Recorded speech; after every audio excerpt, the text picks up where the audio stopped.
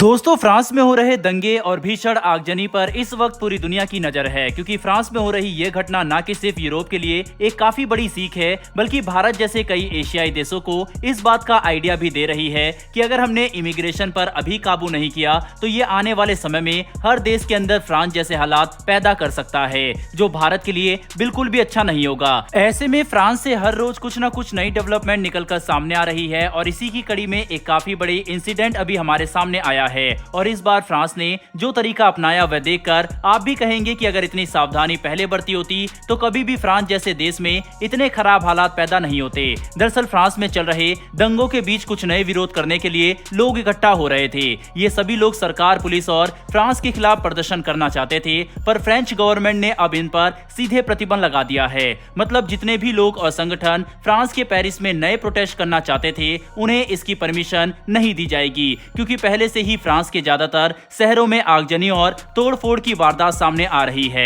ऐसे में अगर पेरिस में नए प्रोटेस्ट की परमिशन दे दी गई तो ये आग में घी डालने के अलावा और कोई भी काम नहीं करेगा। इसीलिए फ्रेंच सरकार ने पहली बार सावधानी दिखाते हुए इन विरोध से साफ इंकार कर दिया। हालांकि हम इस बात को नजरअंदाज नहीं कर सकते कि मुस्लिम समुदाय की तरफ से जिस तरह से आगजनी, तोड़फोड़ और वारदातें की गई, ये देखकर पूरा यूरोप हैरान है। आज फ्रांस की कुल आबादी में मात्र 12% मुस्लिम जनसंख्या है, उसके बावजूद इस तरह की घटना सामने आना सभी यूरोपियन देशों के लिए एक काफी बड़ा संदेश है कि अगर उन्होंने रेडिकलाइजेशन और कट्टरपंथ पर काबू नहीं पाया तो आगे जाकर यूरोप भी बिल्कुल उसी तरह से जल उठेगा जिस तरह से खाड़ी देश जल रहे हैं। दोस्तों, आप हैरान हो जाएंगे ये जानकर कि अभी तक फ्रांस में हो रहे दंगों को ना ही पूरी तरह से काबू किया जा सका और ना ही इससे होने वाला नुकसान रुका है, क्योंकि सिर्फ कुछ ही दिनों के अंदर ही इन दंगों ने 8,000 करोड़ से भी ज्यादा का नुकसान कर दिया। साथ ही 5,000 से ज्यादा गाड़ियां जला दी गई, 1,000 से ज्यादा बिल्डिंग में तोड़फोड़, लूटपाट और आगजनी की गई। इतना ही नहीं बल्कि 250 से ज्यादा पुलिस स्टेशन पर हमला किया गया,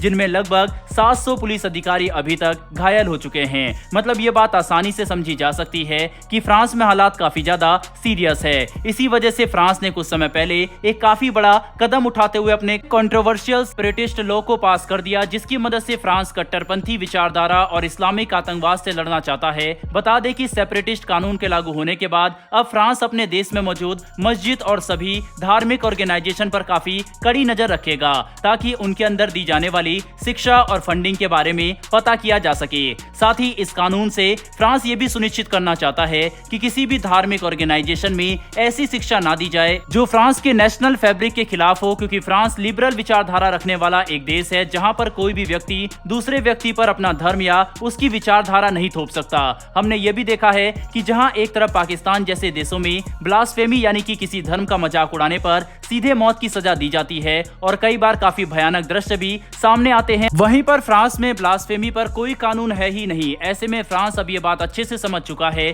कि अगर उन्हें अपने देश का ट्रेडिशन और कल्चर बचाना है तो उन्हें इस तरह के कड़े कदम उठाने ही होंगे। हालांकि जहां एक तरफ फ्रांस में हालात काबू से बाहर दिखाई पड़ रहे हैं, वहीं पर दूसरी तरफ कुछ ही दिनों में पीएम मोदी फ्रांस का दौरा करेंगे और इस दौरे के बारे में भारत को उत्साहित करने के लिए खुद फ्रांस के राष्ट्रीय सुरक्षा सलाहकार भी भारत आ चुके हैं, जिसके तहत उन्होंने भारत को इस बात का आश्वासन दिया है कि फ्रांस में पीएम मोदी की सुरक्षा पर कोई भी चूक नहीं की जाएगी और वह हालात काबू करने के लिए अपनी पूरी कोशिश कर रहे हैं। बता दें कि फ्रांस पीएम मोदी के विजिट को लेकर काफी ज्यादा एक्साइटेड है और उन्होंने 14 जुलाई को सेरेमोनियल डिनर का भी आयोजन करने की योजना बनाई है, जिसे खुद फ्रांस के राष्ट्रपति इमैनुअल मैक्रोन होस्ट करेंगे, जिससे न कि सिर्फ भारत और फ्रांस के संबंध मजबूत होंगे बल्कि दोनों देशों के राष्ट्रीय लीडर्स व्यक्तिगत तौर पर भी एक दूसरे को अच्छी तरह से समझ सकेंगे। साथ ही भारत और फ्रांस अपने संबंधों को एक नए लेवल पर ले जाने के लिए काफी तेजी से काम कर रहे हैं, जिसके तहत भारतीय प्रधानमंत्री फ्रांस दौरे के समय दोनों देशों के बीच में डिफेंस, स्पेस, एजुकेशन और अर्थव्यवस्था से जुड़े कई सेक्टर में बड़े कॉन्ट्रैक्ट साइन हो सकते हैं, जिनका असर भारत और फ्रांस दोनों के